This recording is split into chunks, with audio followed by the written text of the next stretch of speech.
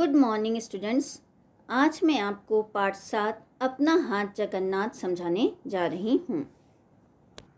मशहूर लेखक प्रेमचंद के अनुसार खाने और सोने का नाम जीवन नहीं है, जीवन नाम है सदैव आगे बढ़ते रहने की लगन का।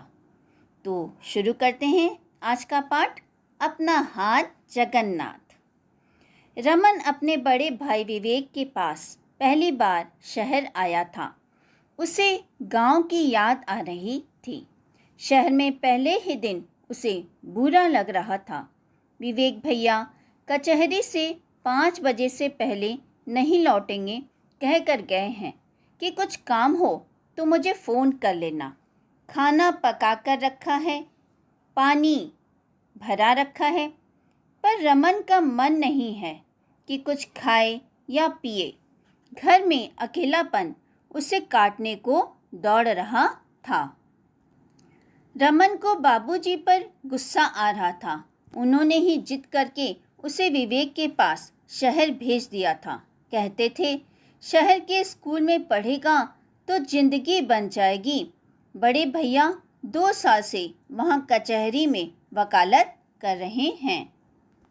कचहरी का अर्थ होता है अदालत। तो बड़े भैया 2 साल से वहाँ अदालत में वकालत कर रहे हैं।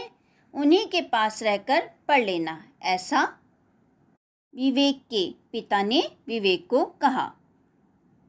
परंतु यहाँ तो रमन बोर हो रहा था। फिर एकाएक रमन को अम्मा का चेहरा याद आया। रुआसी होकर अम्मा बोली थी।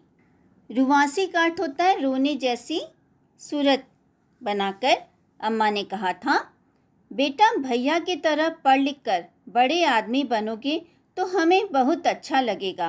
भैया की बात सुनना, उनका ख्याल रखना। बात सुनना, इस बात से ज़्यादा ज़रूरी था उनका ख्याल रखना। अम्मा की बात याद आते ही रमन को इस बात का एहसास हुआ कि अम्मा उसे कितना जिम्मेदार समझती है। हालांकि वह अभी 10वीं कक्षा में ही पढ़ता है। वैसे बड़े भैया का ख्याल रखना भी जरूरी था। रमन ने पूरे कमरे में नज़र दौड़ाई। भैया इस तरह से कैसे रहती हैं? पूरे कमरे में सामान बिखरा पड़ा था। एक तरफ पलंग पर कपड़े पड़े थे तो दूसरी तरफ अखबार। कमरे में धूल भी कितनी भरी पड़ी थी। लगता है यहाँ कभी झाड़ू लगा ही नहीं जाती।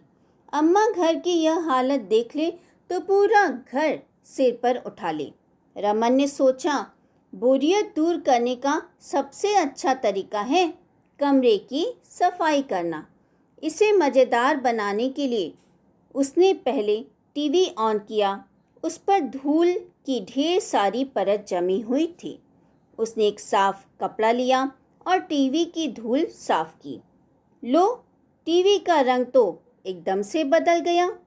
कितना साफ नज़र आ रहा है अब, वह अपने आप से बोला। इसके बाद रमन ने अखबारों के ढेर को साफ करने का निर्णय किया। अखबारों के 4 ढेर अलग अलग लगे हुए थे। उसने सोचा बिना पूछे इन्हें रद्दी वाले को देना भी ठीक नहीं है। कमरे में ऊपर की तरफ परछत्ती थी। उसने सारे अखबारों को कमरे की परछत्ती पर रखने का फैसला किया और वहीं अखबारों का एक बड़ा ढेर लगाया। वापस कमरे में आने पर रमन ने सोचा कपड़ों को देखूं। विवेक भैया के कुछ कपड़े गंदे थे, कुछ साफ। कमीजों के कॉलर, आस्तीन और पैंट देखकर उसे मालूम हो गया कि कौन से कपड़े साफ हैं और कौन से गंदे। गंदे कपड़ों को उसने बाथरूम में रखा और साफ कपड़ों को दीवार पर लगी खूंटी पर टांगा। खूंटी पर भी धूल थी। उसने सफाई करने वाले कपड़े से खूंटी पर लगी धूल साफ की और फिर कपड़े टांग दिए। बच्चों, आज का पाठ मैं यहीं समाप्त करती हूँ। इसके आगे का पाठ मैं आपको अगले वीडियो में समझाऊंगी।